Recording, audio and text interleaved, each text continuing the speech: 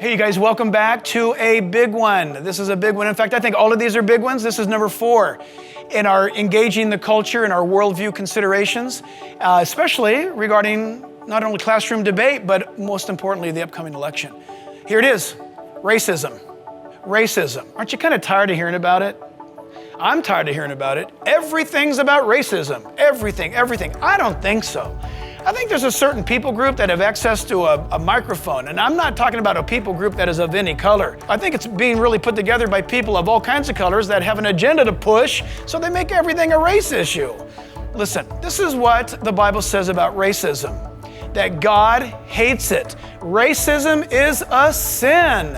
It's a sin. Why? Genesis chapter 1, verses 26 to 28. God says, I have made man, the word is mankind. God made man. Here's what's awesome about the design of man. We have in the world certain geographical, certain variations that God has put within the human body. This is so cool. It's not evolution, team, so just calm down.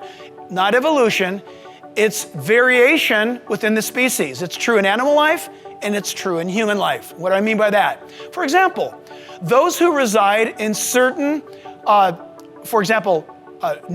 Central to North African regions, those who live in areas of certain Arctic areas, such as the Eskimo region of the far north. You look at those who live in areas that we would say today of climates of Asia, for example. So what are you talking about? Or Northern Europeans, what's that? Have you noticed where all these various locations at, there's certain pigmentations of skin? I want you to follow this. Certain pigmentations of skin. Did you know that there's certain size of lips based upon what continent your DNA has been brought up from? Isn't that interesting? What about eyes? There's certain variation within the human design where your eyes will be shaped a certain way based upon diet and weather conditions after generation after generation after generation. This is variation within the species designed by God. All of them apply to the cultures of their origin, by the way, and the regions of their origin. It's fascinating.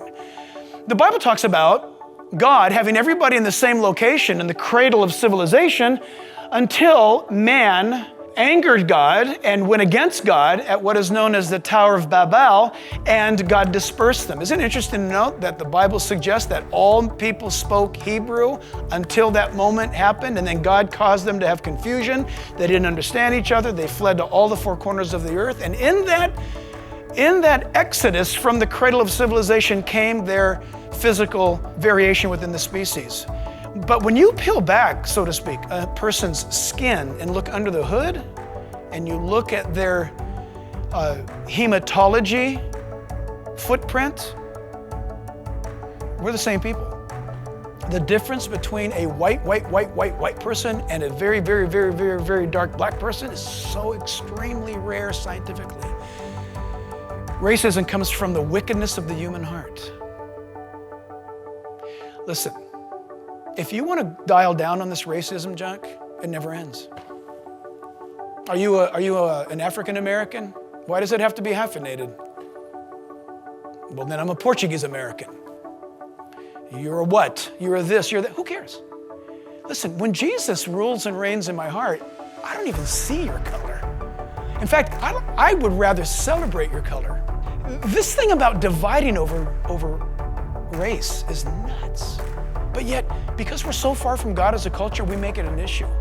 Hey friends, don't let the politicians play the race card on you. You know they're actually prostituting your logic and your reason when they suggest that. They're insulting you. Any candidate, I don't care what party they are, if they start using the race card, I'm not voting for the bum. Not worth it. Because if they're gonna look at people with the color, then they're gonna look at the issues with a bias also. You can't trust them. No, you need to look at somebody who doesn't care, and their voting record proves that they don't care about what color you are or what origin your family may have been from.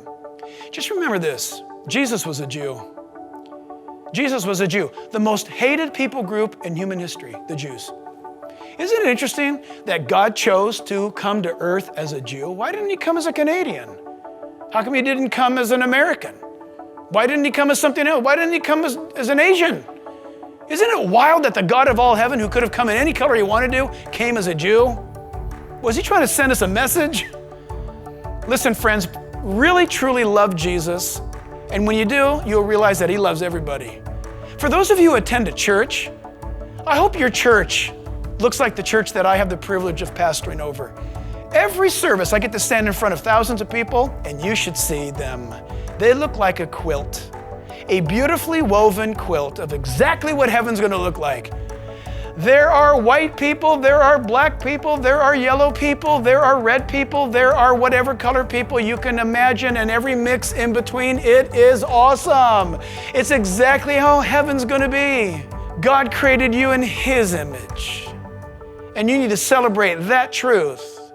We need to vote and heal America from this terrible scourge, because racism needs to be removed, and it's got to start in our heart first. Listen, this is installment number 4. We'll be back soon with number 5 in our Worldview Engaging the Culture episodes.